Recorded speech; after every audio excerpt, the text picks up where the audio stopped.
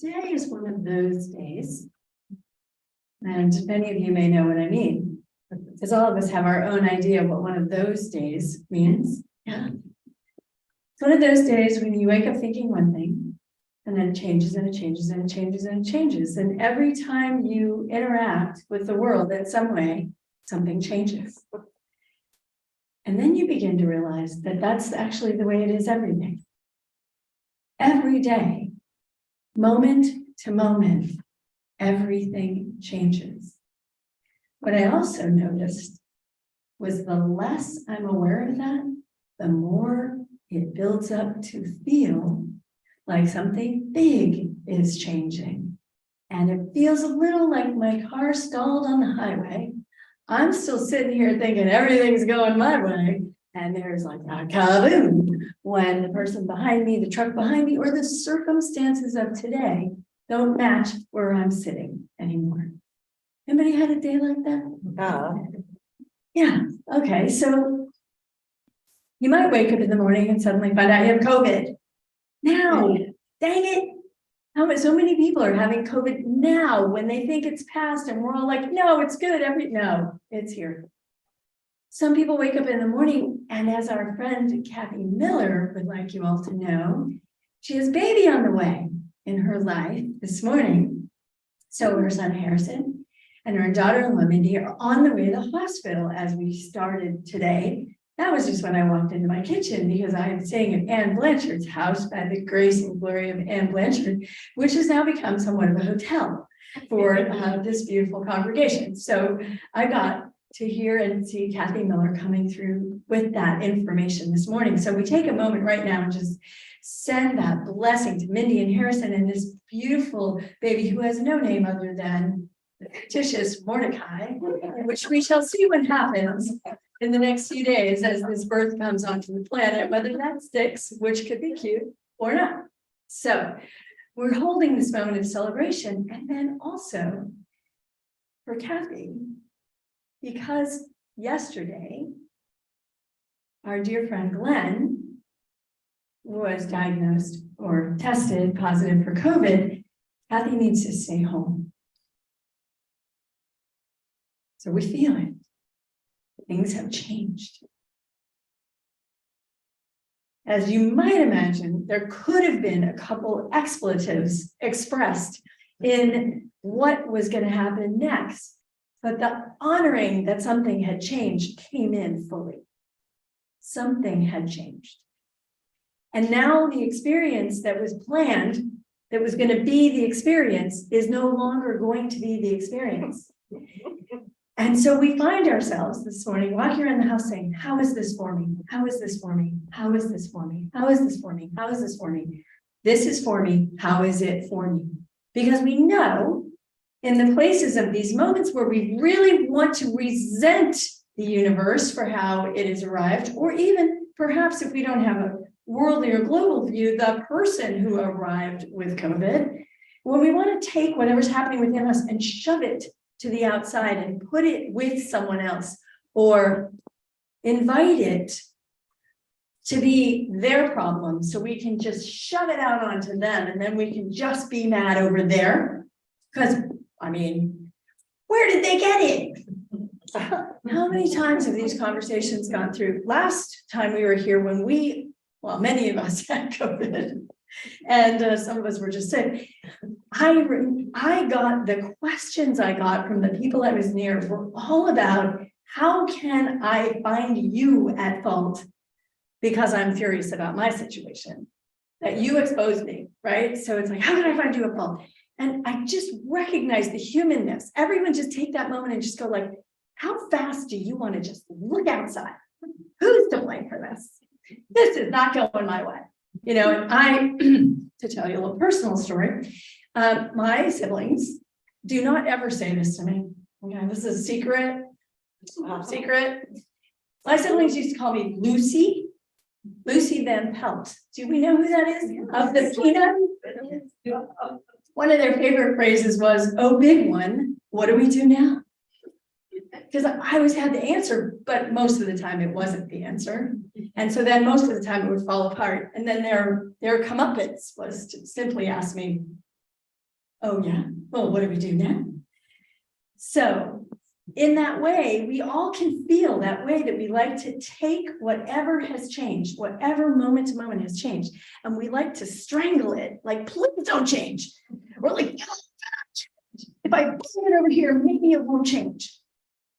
Oh, I'm just mad and it changed, but it still changed. And now I'm mad. But we know that when things reorganize, there is a bigger picture reorganizing. And I hate to break this to you because this was hard for me to get, but it is not actually all about you. There are other people. You can go ahead and have that moment.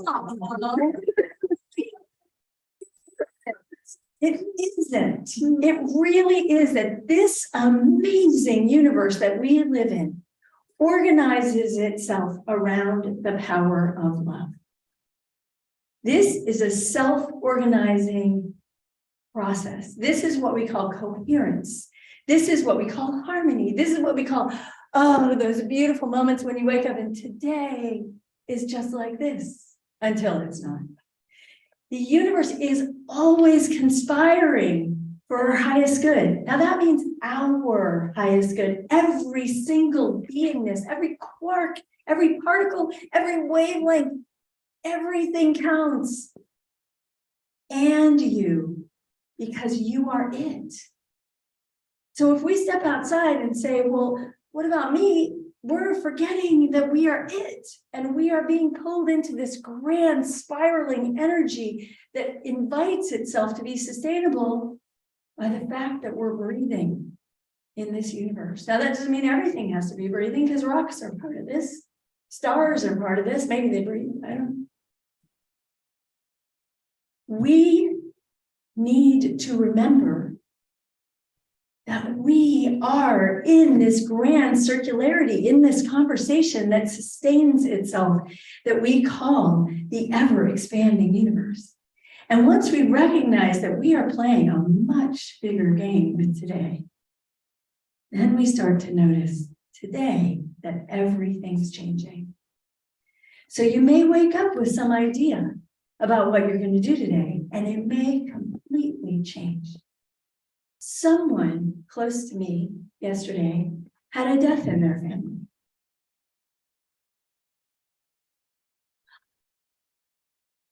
Very close to me. And I didn't know how, as the person was traveling across the world to get home, we were going to connect. And yesterday afternoon, when we were singing, those of you who came, thank you for coming, but those of you who didn't come, just to let you know, as we were singing, one of the choices that Wayne had made for songs was a song about grief and joy coming together. Oh, grief, oh, joy, come together so that I don't fall apart. So as we sang that, I sent it up to the airplane that I knew my friend was flying somewhere over my head to get home. And I could feel myself entering a different realm with this. This was not what I thought I was doing a couple hours before, because I had just found out. Notice your life. Notice. So what else happened that we've been aware of that has been in the field of some grief this weekend? Tyree Nichols. I'm so sorry if I've said his name wrong.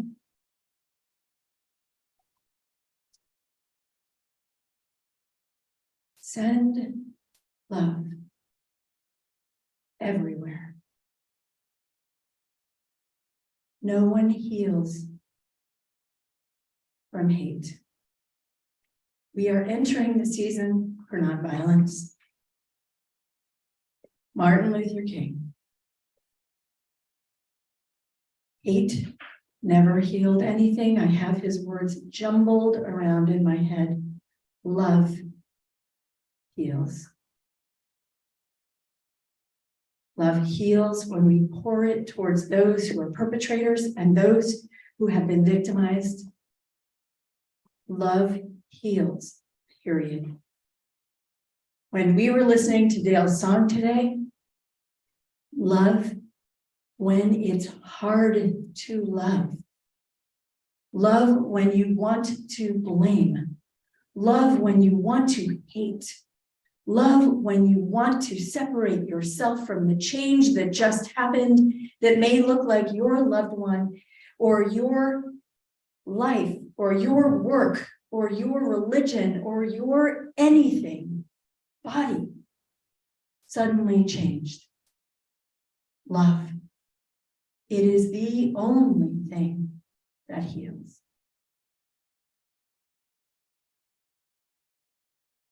Love beyond, love at the back of, love within, love beside, love through, love as love. It is the only word we have for this great organizing principle that is good. And it holds everything. There is not one thing outside the field. It is either love or it is a call for love, which is love itself calling you to bring love here. Where do we need love in the police department? Where do we need love in white people's minds? Where do we need love in Black people's minds? Where do we need love in the hearts and minds of all people? Where do we need love? Reverend Michael Beckwith, who is my first mentor in religious science, said to me, the newspaper is a prayer request. Do not read it without praying first. The newspaper is a prayer request. Anything you see, give your love to it. Do not be afraid of it. Do not turn away from it. Do not pretend it isn't there. You don't have to listen to it. You don't have to watch the videos, but get the information in a way that doesn't traumatize you, but get the information and then look at it and bless it and pour your love as if your knee was cut or your baby was crying. Pour your love. Pour your love everywhere. And what do we need first? We need that love within us to actually be grounded and centered and whole inside us. So we need to do this work. We need to claim for ourselves that I need to give myself love. So when I'm having a moment, when I'm feeling like heat in my body, love is all I get to do.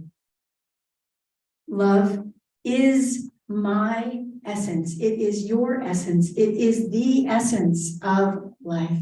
And as we turn within and pour the love into the places that are screaming inside us, how is this for me? What is mine? You will hear an answer. You will hear an answer. And the one answer that you know you will always hear is love more. The Course in Miracles says, if there's anything missing from a situation that you're in, it's you. What are you not giving?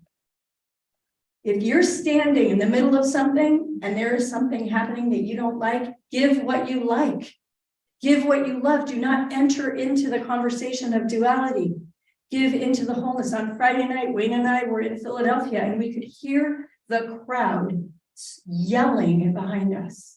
We could see the police on high alert. We could see them shutting off streets. And I was walking with this awareness of a protest going on somewhere in the dark behind me. This is not my favorite place to be. I just want you to know, I have unfortunately been in that situation in America and in other countries, and they do not always stay behind the police barricades.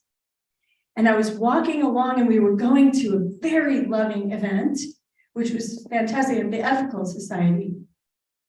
And we went in and we were dancing and I stood in the middle of the room and I sent this just field of love out everywhere I could.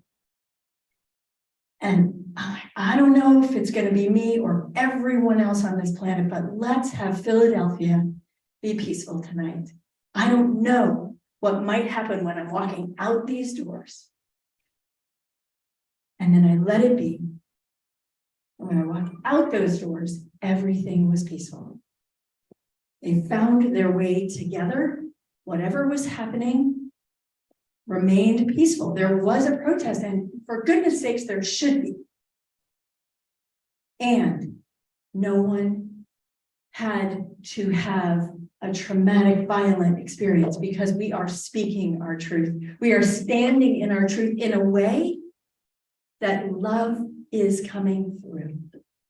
So as you consider your day, as you love yourself, as you touch into every single thing that might annoy, bug, threaten, hurt, demand, grieve you, touch yourself first with love.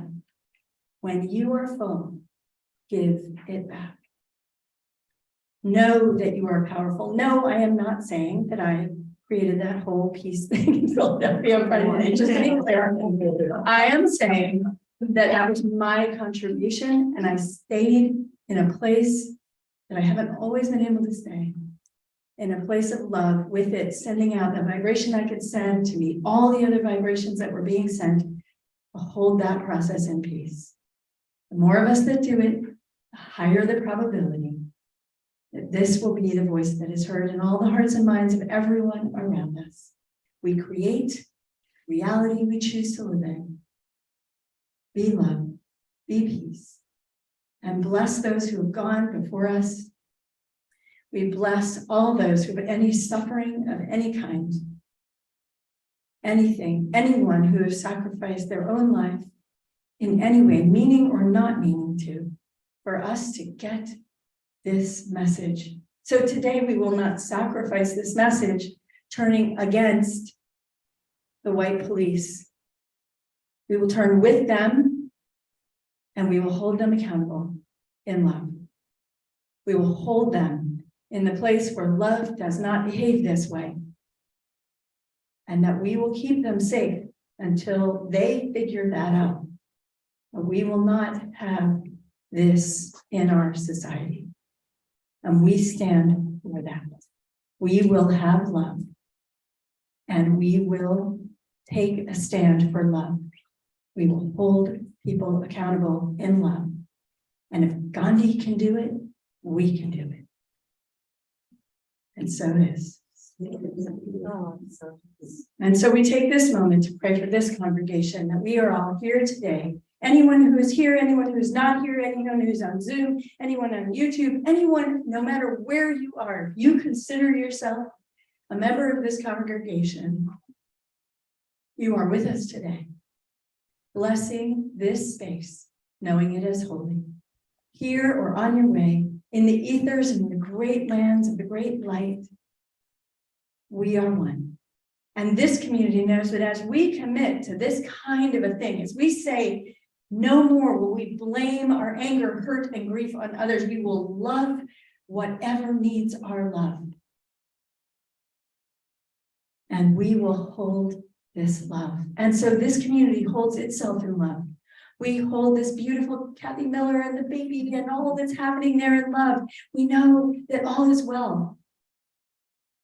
We hold my daughter and her little baby coming in, and whenever it's coming soon, in love. We hold all of the children of this congregation, all the grandchildren of this congregation, all of the innocence of life we hold with love and hold as precious. We hold every member of this congregation, of this world, of this planet, of these galaxies, of the expansive universe, of the earth and down into the magnetic core. We hold it all, knowing that it functions with us, in us, as us, through us, in the holiness of the divine perfection of the unfolding eternal life which we are. As we bless all this with the deepest gratitude for the knowing and the remembering and the holiness of this moment, know that you are the one we have been waiting for. Take that seriously with the deepest gratitude for all the gifts that you have ever been given, for we have ever been given. We bless this community. We are blessed as a community with great, abundant love, joy, peace, financial resources, beauty, nature, all of it. And so is the world. And we hold anything that inside us doesn't look like this. We hold it all in love, and we let the love permeate and return to love. So grateful for all of you, for your presence here, for your hearts, for your consciousness, for your love. And right here and now, we anchor this energy on this planet, this place of good. We plant this divine idea into the soil of this holy space, and we let it be. And so it is.